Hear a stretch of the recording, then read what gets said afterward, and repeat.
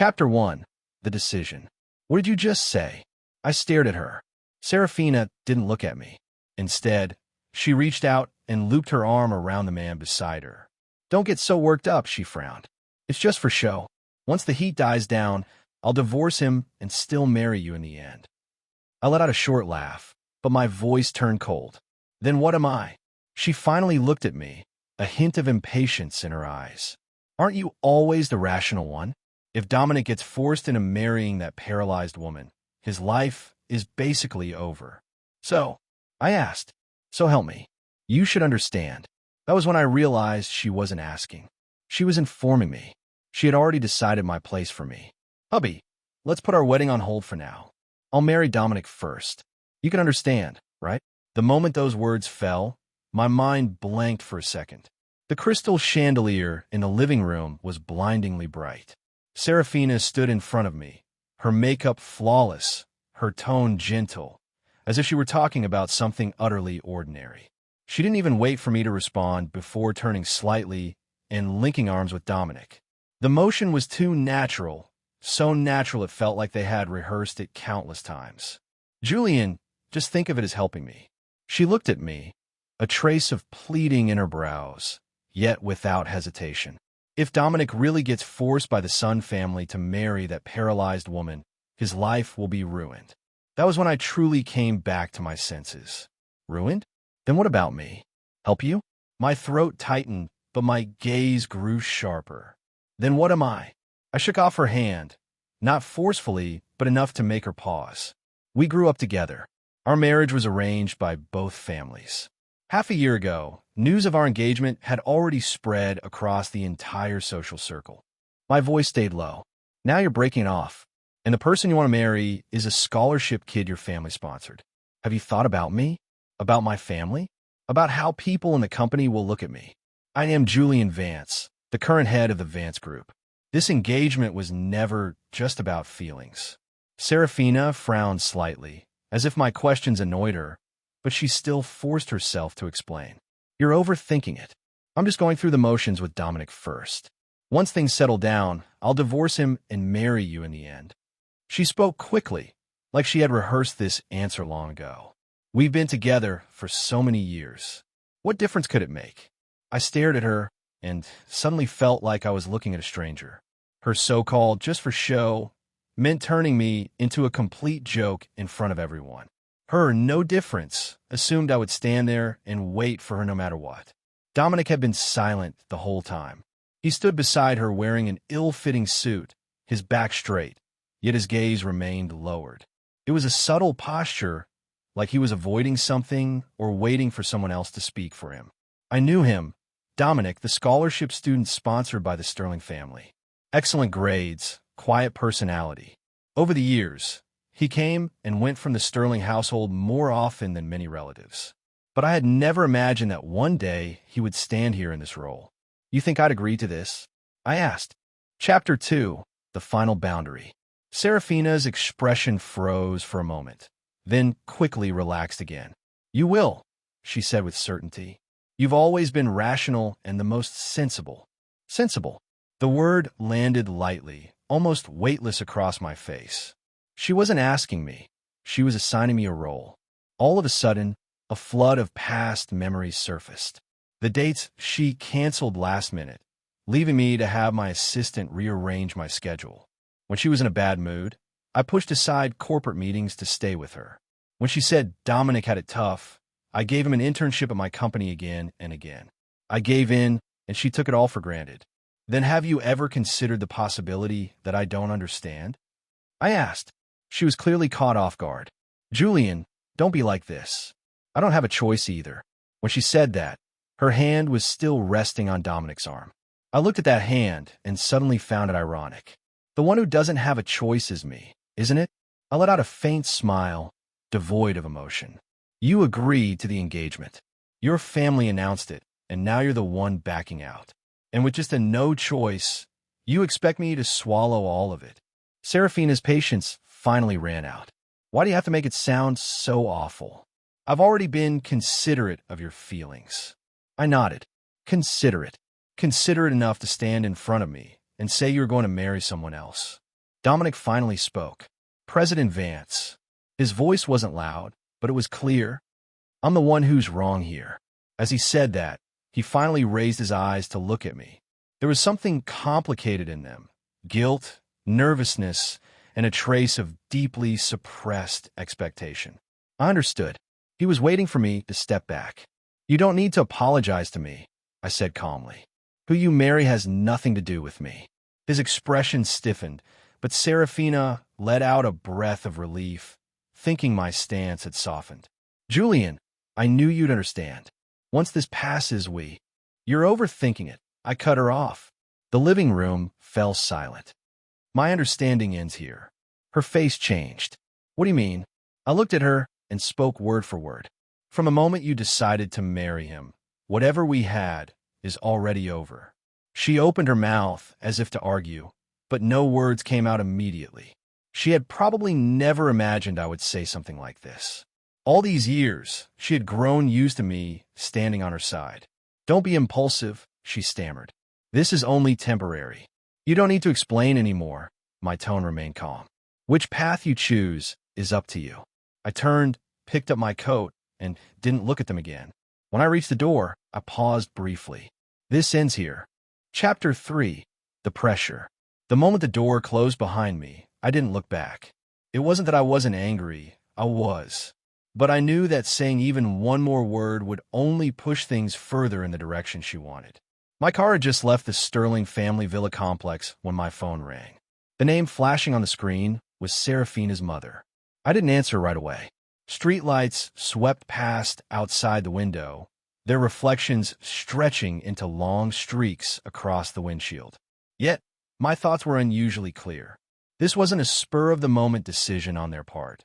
They had simply been waiting for the right time to say it out loud.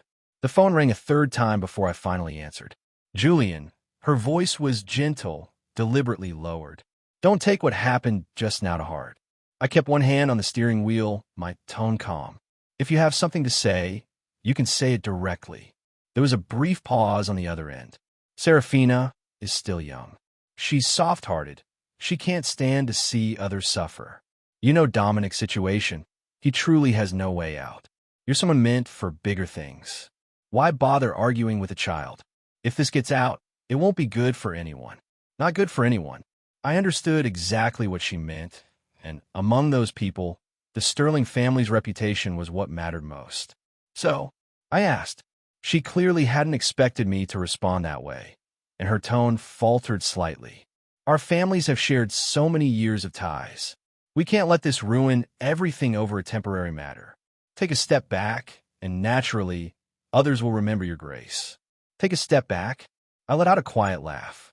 Auntie, the engagement was proposed by your side. The timeline was set by your side, and now the ones who want to change it are also you. This is not a step I should be the one to take. Her tone turned noticeably colder. Julian, don't make things so absolute. You're emotional right now. Think about it again after you calm down. I didn't respond further. I hung up directly. The moment the call ended, my mind became even clearer. They weren't here to negotiate. They were here to pressure me. Early the next morning, as soon as I arrived at the company, my assistant followed me into the office. President Vance, several members of the board are asking about the wedding, and there are already some rumors spreading outside. I took off my coat, my tone indifferent. That's normal. Respond according to procedure. No need to explain too much. My assistant nodded, though he hesitated. There's one more thing. The Sterling family wants to arrange a dinner. I looked up at him. Decline it. They said it's just a family gathering. Then it's even less necessary. I sat down and began reviewing documents as if nothing had happened. But in a corporate environment like this, there were always eyes watching. During the morning meeting, the moment I stepped into the conference room, several gazes landed on me at once, filled with curiosity, sympathy, and barely concealed interest. I acted as if I didn't notice and took my seat directly. The meeting went smoothly. Projects, funding, timelines, everything proceeded without the slightest deviation. At the end, someone cautiously probed, President Vance has been dealing with quite a few personal matters lately. I closed the file and looked up at him. Personal matters don't affect business. If you're concerned about the project, you can stay after and discuss it with me. The man immediately fell silent. Chapter 4. Unbending Rules. After the meeting ended, a company veteran who had followed me for many years deliberately stayed behind. Julian, how are you planning to handle this? I didn't bother with detours. I'll handle it by the rules. Whoever it belongs to, that's whose responsibility it is. He looked at me, nodded, but let out a sigh. That temper of yours, still the same as ever. At noon, I didn't go to the cafeteria. I had a simple meal in my office. My phone rang again from an unfamiliar number. I answered, and a somewhat uneasy voice came through the line. President Vance, this is Dominic. I leaned back in my chair and said nothing. About Serafina, I want to explain. I know you're not feeling well about it. Explain what? I asked. He clearly choked for a moment. I didn't mean for things to turn out like this. If the Sun family hadn't pushed so hard, I wouldn't have. Dominic, I cut him off, and he stopped. In your current position, you don't need to explain anything to me. You're getting married. It's not my place to approve it. Silence hung on the other end for several seconds. But I don't want you to misunderstand. Serafina, she still has feelings for you. At that, I finally frowned slightly. Her feelings have nothing to do with me, and your choices don't need my blessing. I hung up, not giving him another chance to continue. That afternoon, someone from the Sterling family still came. It wasn't Serafina, it was her father. When he appeared at my office door, his expression was far calmer than his wife's had been over the phone the night before. Julian, let's talk. I gestured for my assistant to leave. Once the door closed, he got straight to the point. Our family didn't think this through carefully, but now that things are already set in motion, if you keep resisting, it won't benefit you. Then who does it benefit? I asked. He paused briefly. At the very least, it won't make things too ugly. I looked at him. You think it's ugly now because I'm not cooperating.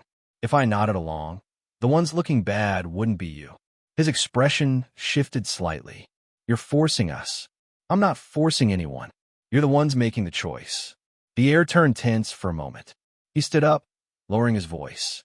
Julian, feelings can be cultivated again, but once a position is lost, it's hard to regain. I stood up as well, my tone just as calm. Positions like that are never something others give up for you. He looked at me for a long time, said nothing, and turned to leave. Chapter 5. The Wedding Night. I didn't hear about Serafina's wedding from her.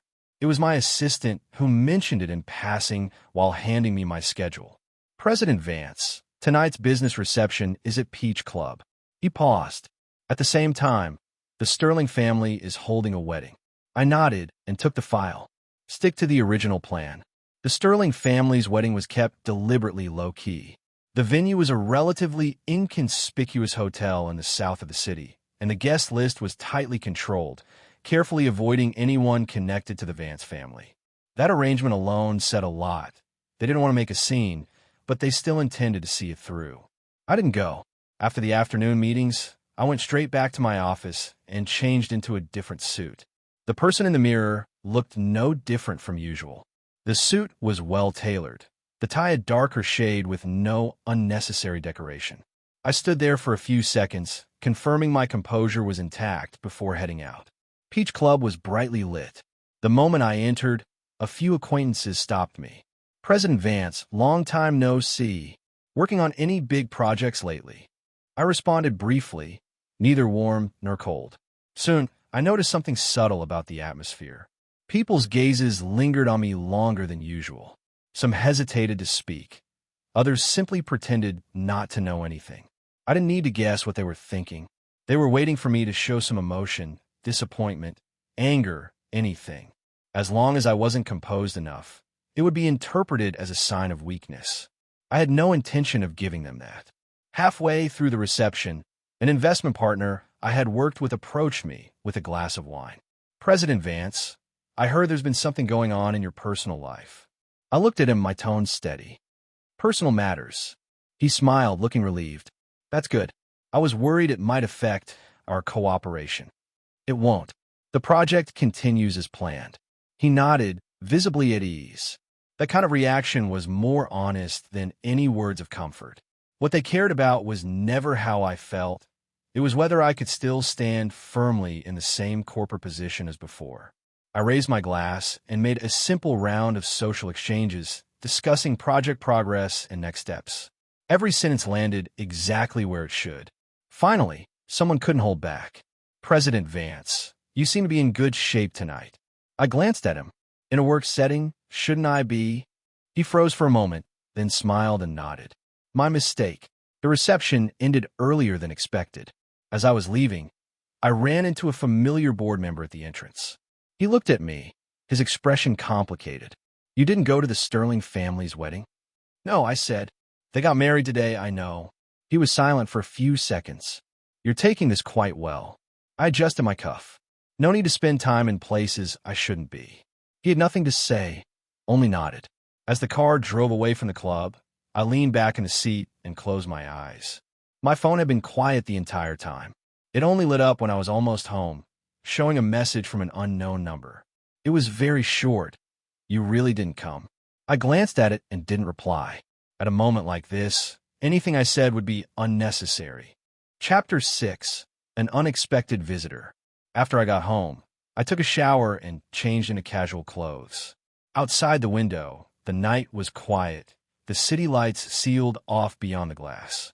I sat on the sofa and sent my assistant a message asking him to move up tomorrow's schedule. Just as I put my phone down, the doorbell rang. I got up and opened the door, only to see Serafina standing outside. She was wearing a simple white dress, no longer the elaborate look from the wedding, but she looked worn out. Her makeup was gone, and her eyes were slightly red. "What are you doing here?" I asked.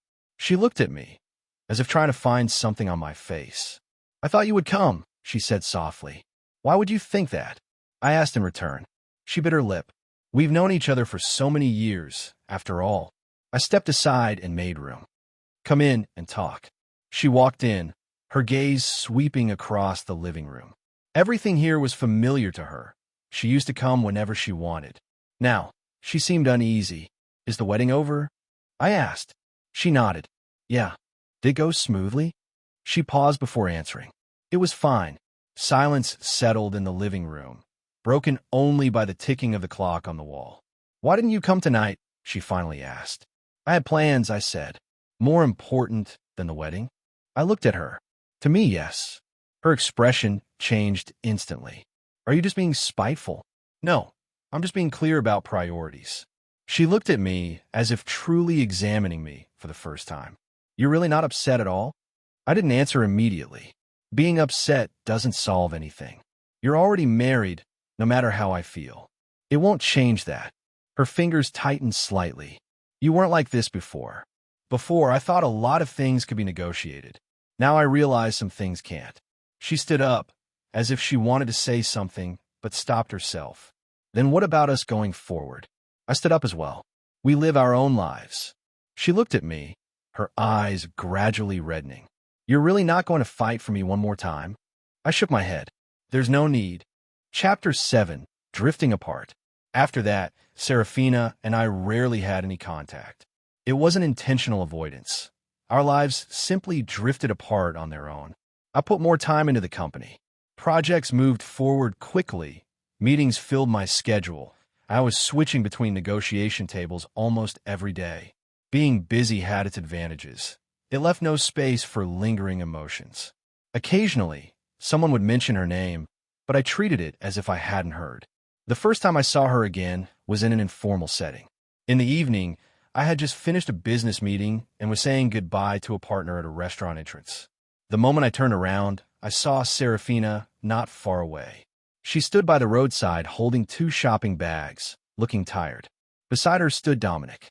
He was speaking in a low voice, his tone tense, his brows tightly furrowed. Serafina stood slightly turned toward him, listening with clear impatience, yet she held back from interrupting.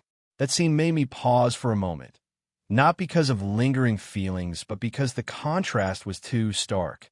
In the past, she would never have to stand by the roadside waiting for someone, nor would anyone speak to her in that tone.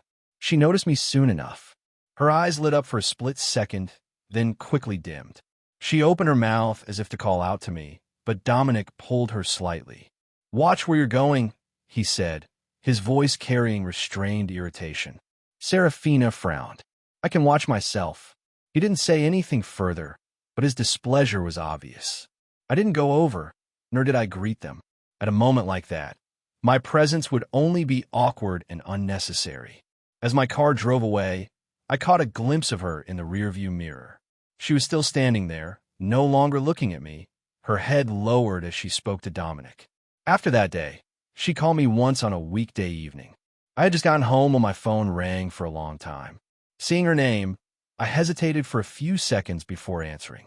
Julian, her voice was soft, tinged with fatigue. Do you need something? I asked. There was a brief silence on the other end. Have you been busy lately? I've been fine. I had no interest in small talk. I want to ask you something. She spoke slowly, as if choosing her words carefully. Dominic, when he interned at your company before, was his performance okay? I frowned slightly. Is that something you should be asking me? She seemed to choke on her words. I just wanted to confirm. He's under a lot of pressure right now. His mood hasn't been great. I stayed silent for a few seconds. His workability has nothing to do with your marriage. If there's a problem, you should deal with it yourselves. A faint sigh came from the other end. You didn't used to talk like this. The premise that allowed that no longer exists, I said calmly. You're married now. There are boundaries that should be clear. A few seconds later, the call ended. At that moment, I suddenly realized she wasn't really asking about Dominic. She was trying to find a sense of familiarity she used to take for granted. Later, her messages became scattered, not continuous outpourings, but occasional, seemingly casual business questions. For example, asking about the background of a certain business partner or small details in a contract. In the past, she would mention these things in passing and I would handle them for her.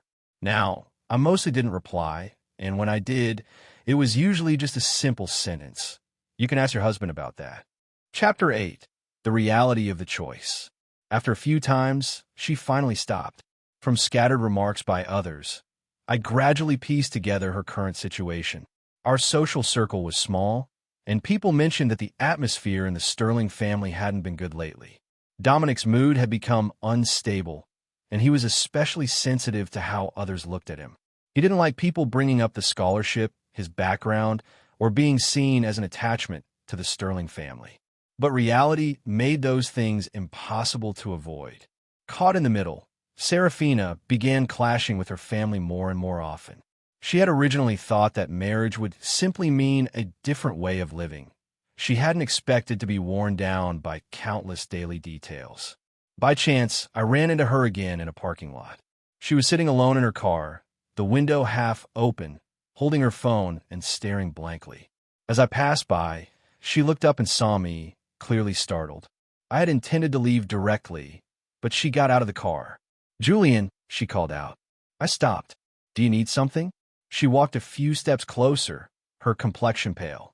You seem to be doing pretty well lately. Work is going fine, I replied politely.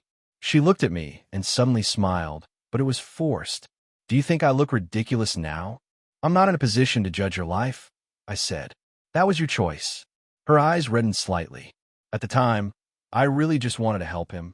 I didn't expect things to turn out like this. It's not that you didn't expect it. You just didn't want to think about it back then. She fell silent. Dominic has changed, she said quietly. He wasn't like this before. He always feels like people look down on him. Even the smallest things get brought up over and over again. She looked up at me. You used to tell me how to deal with things like this. Now you don't say anything at all. Because that's not my responsibility anymore, I said. My tone wasn't harsh, but it was absolute. It was as if that sentence struck her. She stood there, unable to speak. After a long while, she finally asked, Did I make the wrong choice? I didn't answer. The question itself had no meaning. She waited for a moment, but when no answer came, the emotion in her eyes gradually collapsed. Forget it, she forced a smile. I shouldn't have asked you. She turned and got back in her car, closing the door a bit too hard. Before the car started, she gave me one last look. There was none of her former certainty, none of her old confidence, only clear panic. I stood there watching her car disappear from sight.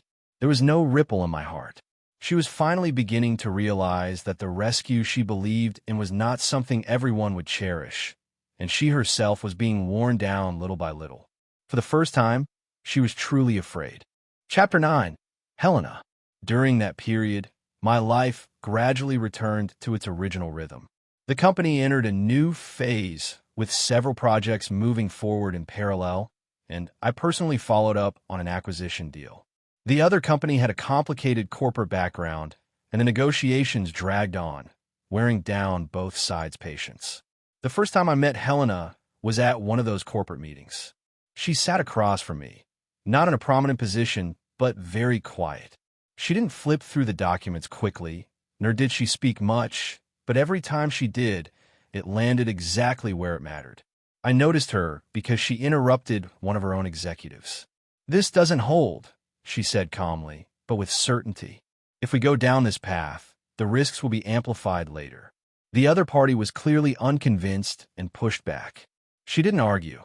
She simply slid a document forward slightly. "The data is here.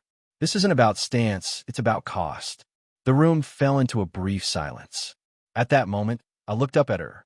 She wasn't the kind of person who showed off sharpness, but her judgment was decisive, without unnecessary emotion. After the meeting, I asked my assistant to look at her profile. Helena was one of the actual decision-makers of the other company. Her background was clean, her experience clear, with no signs of deliberate embellishment. The second time we met was a one-on-one working session. She arrived 10 minutes early and had already listed all the points for discussion. Some terms can be pushed further, but there are two that cannot be touched. I looked at her. Why? It's not about making concessions. It's about leaving room for future cooperation. Her explanation wasn't long, but it was entirely logical. Conversations like that made things easy. "You know this project well," I said. "This is my job," she replied naturally. "Same as you." She didn't test boundaries, nor did she try to get closer on purpose. All communication stayed exactly where it should. After the meeting, she gathered her materials and prepared to leave. I suddenly asked, "Do you have time tonight? Let's have dinner." She paused, not answering immediately. If it's an extension of work, that's fine. If not, I like to make that clear in advance. I looked at her and ended up smiling. "Just dinner. No personal matters." She nodded. "Then that works." The restaurant was ordinary, chosen for the food rather than appearances. She made no comment about the setting. While ordering, she glanced at me. "Any dietary restrictions?" "No." She nodded and didn't ask further. The meal was quiet but not awkward. She didn't probe into my past, nor did she try to present herself deliberately.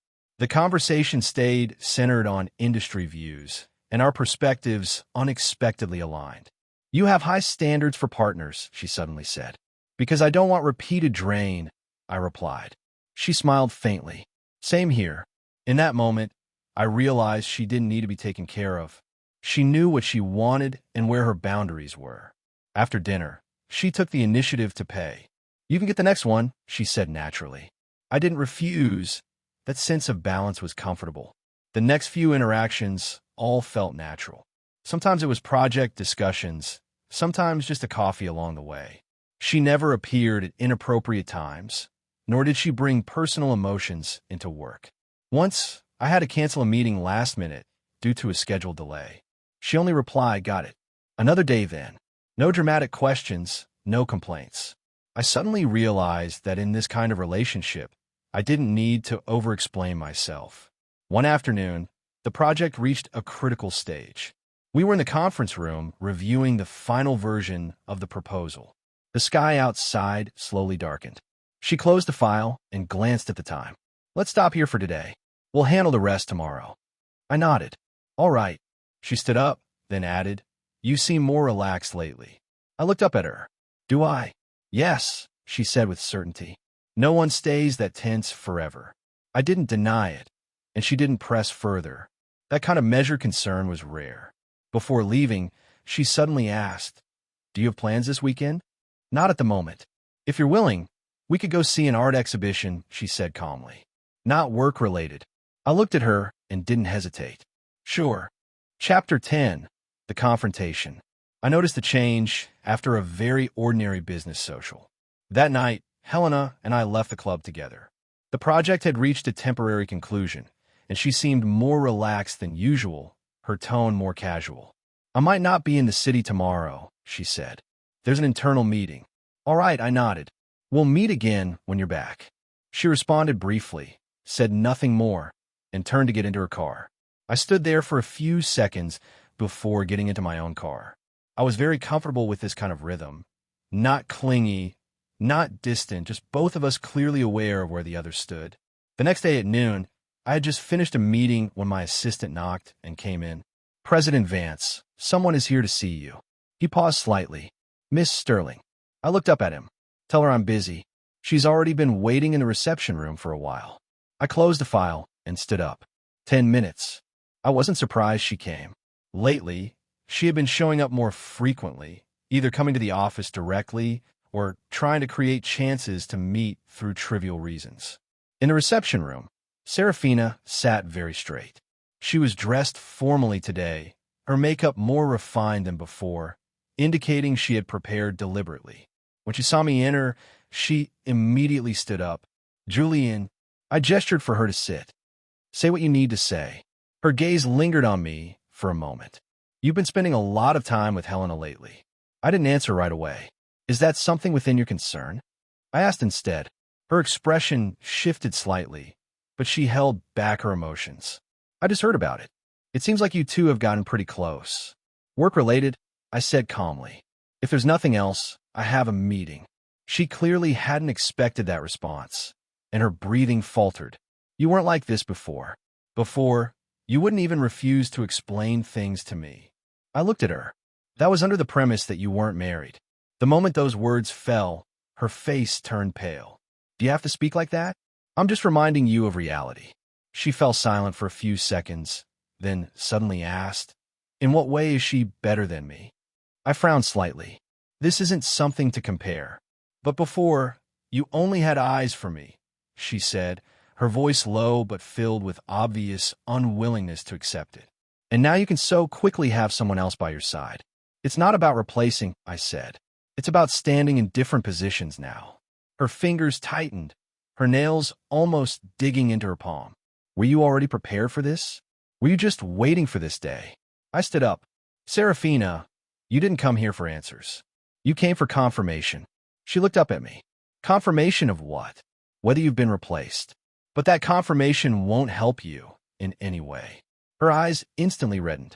I didn't say anything more and turned to leave. The moment the door closed, I heard her suppressed breathing, but I didn't look back. Chapter 11. Dominic's Outburst. That night she didn't contact me again, but I knew she wouldn't just stop there. Sure enough, a few days later, Dominic showed up downstairs at the company. It wasn't a formal visit. He was waiting in the parking lot. When I got off work, I saw him standing by my car, his expression clearly hostile. "President Vance," he spoke, his tone stiffer than before. "Something you need?" I asked. "I want to talk to you." He glanced around. "Just a few minutes." I checked the time. "Go ahead." He clearly hadn't expected me to be so direct and paused before continuing. "You've been getting very close to Helena lately. This is affecting Serafina a lot." I looked at him, not interrupting. "She's emotionally unstable right now. You know what she's like, yet you're still doing this. Isn't that a bit inappropriate?" At that point, I finally found it somewhat ridiculous. "Dominic, in what capacity are you saying this to me?" His expression stiffened. "I'm her husband." "Then you should understand even more," I said coldly. "Her emotions are related to you, not me." "But you used to." "That's over." I cut him off. "It ended the day you got married." His breathing grew noticeably heavier. "Do you think watching us like this gives you some kind of satisfaction?" I looked at him. "I don't have the time to revolve around your lives." "Then why don't you disappear completely?" His emotions finally snapped. "Why do you still show up at our line of sight?" I leaned against the car door and looked at him. "Your unease right now isn't because of me. It's because you've realized she started comparing." His expression turned ugly instantly. "She's placing your lives side by side. The moment she sees differences, she wavers. That's not my responsibility." He opened his mouth, but no words came out. I straightened up, ready to get into the car. I'll say this one last time. I'm not involved in your marriage. Don't come looking for me again. I got into the car and drove off, leaving him standing there. After that day, Serafina's messages became more urgent. They weren't questions, but long explanations. Explaining her choices back then, explaining Dominic's stress, explaining her current regrets. I didn't reply to a single one. Not out of deliberate coldness, but simply because there was no longer any need to respond. One night, very late, she called. I watched the screen light up, then go dark. I didn't answer. The next day, she sent a message. Can we talk properly? Just once. I replied with one sentence. There's no need. Chapter 12. The Banquet. That encounter wasn't deliberately arranged. It was a business banquet that had long been scheduled, hosted by an industry figure of high standing. I arrived neither early nor late. The moment I stepped in, I sensed a subtle shift in the room, with quite a few gazes lingering on me before shifting away, as if confirming something. I didn't pay it any mind, nodded to a few familiar partners, and followed the waiter toward the inner hall. Helena had arrived before me. She stood near the main table talking to someone, her demeanor composed, her tone calm and unhurried. She was dressed very safely that day, a dark gown with clean lines and no unnecessary embellishments. When she saw me, she gave a slight nod, making no deliberate attempt to close the distance. I walked over to her side and naturally stopped. Just got here. She turned her head slightly toward me. Traffic was a bit heavy. We stood side by side. The posture was ordinary but clear enough. That scene quickly drew attention from those around us. More people came over to exchange greetings. Some greeted me directly, while others smoothly shifted the topic toward her. President Vance, and this is, I said calmly, a partner. Helena added, also a friend. Her voice wasn't loud, but it was perfectly measured.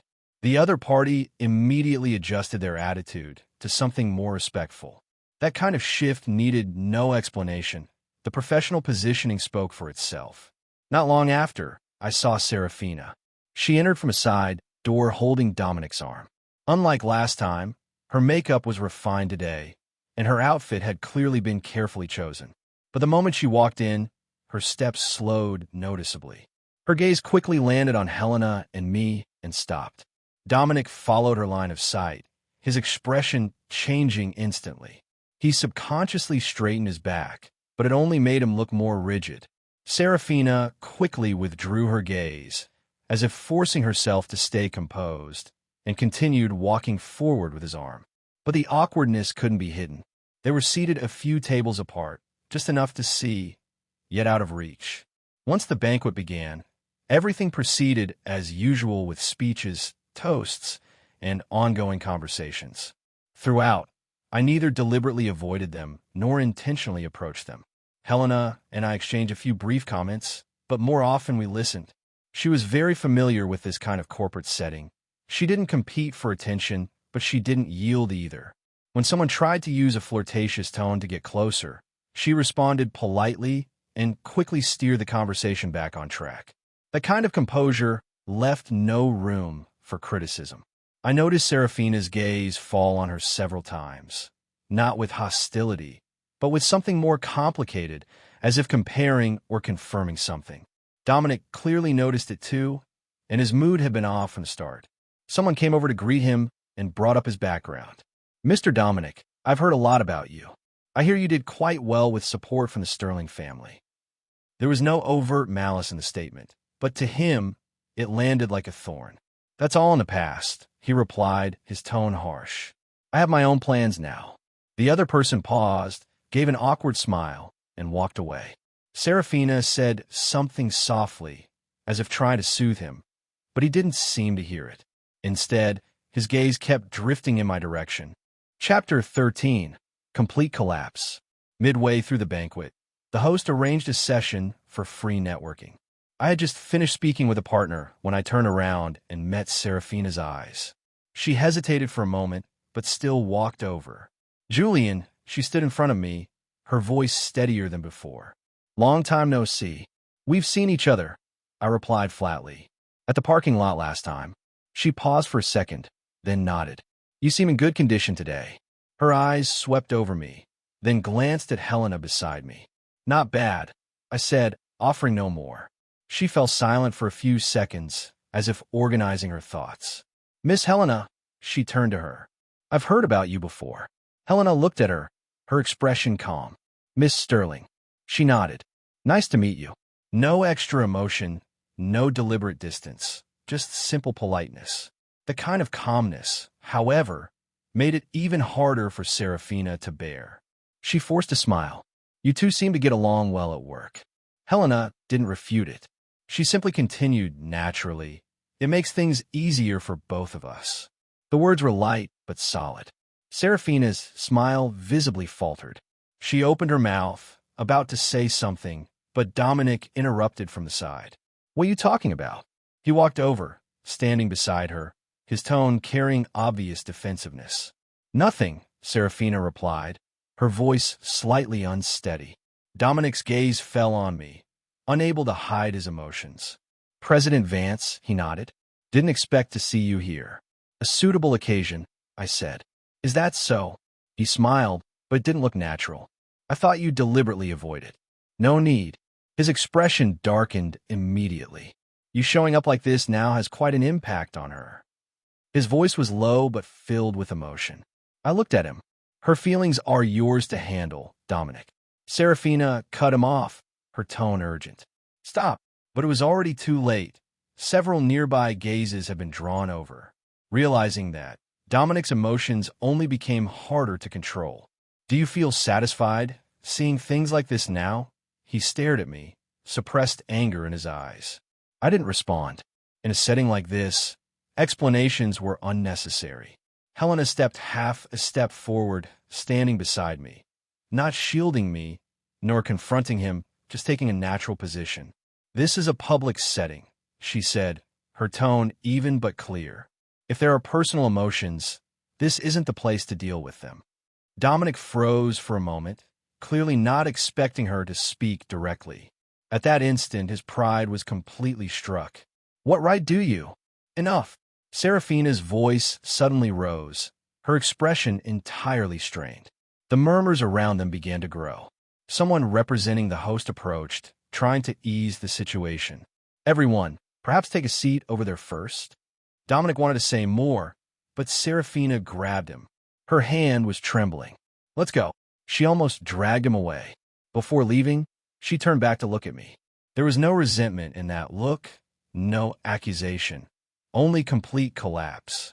It was as if she had finally realized that what she lost was never just a marriage, but a stable position she once stood in without question. The crowd gradually dispersed, and the atmosphere returned to normal. Helena looked at me. "Do you want to leave early?" "No," I said. "No need to disrupt plans because of someone else losing control." She nodded and didn't ask further. The banquet continued, but when Serafina left, she was crying. Chapter 14. Choosing each other. Serafina didn't show up again for a long time. She didn't come to the company, nor did she try to reach me through anyone. This kind of silence wasn't sudden. Once the assumptions that hold a relationship together are broken, what remains collapses quickly. I heard about her situation casually at a dinner gathering. The tone from the speakers was restrained, but it was noted that things on the Sterling family side hadn't been peaceful lately. The conflict between Dominic and the Sterling family was no longer just private friction. It was about his attitude. He had begun to frequently emphasize his independence, yet couldn't truly detach from the Sterling family's resources. This contradiction made his temper increasingly volatile. Caught in the middle, Serafina realized for the first time that simple understanding couldn't solve structural life problems. After hearing it, I didn't comment. That was no longer my life. My relationship with Helena became clearer after that, developing naturally through many small details. She began to appear more frequently in my schedule, sometimes for work, sometimes for personal arrangements, but she kept a clear balance between them. After one business trip, my flight was delayed. By the time I got home, it was late, and there was a message from her on my phone. Got home. Remember to rest. No excessive concern, no emotional burden, yet it made me look at it for a long time. That feeling was unfamiliar, Not the anxiety of being constantly needed to fix things, but the security of being respected. One weekend, we went to the art exhibition we had mentioned before. There weren't many people, and the environment was quiet. She walked beside me, occasionally stopping to look at the works carefully. "Did you used to sacrifice a lot for others?" she suddenly asked. I thought about it. I thought that was part of being in a relationship. She nodded, offering no judgment. A lot of people think that way, but in the long run, it easily becomes unbalanced. I looked at her. "What about you?" "I value standing side by side more," she answered calmly. "Not who stands lower." At that moment, I suddenly understood why being with her felt so easy. Not because of anything dramatic she did, but because she never asked me to compromise my position. For a period afterward, I focused on an important corporate project, busy to the point of constant rotation. She didn't complain, nor did she interfere with emotional demands. She simply stood where she should when I needed her.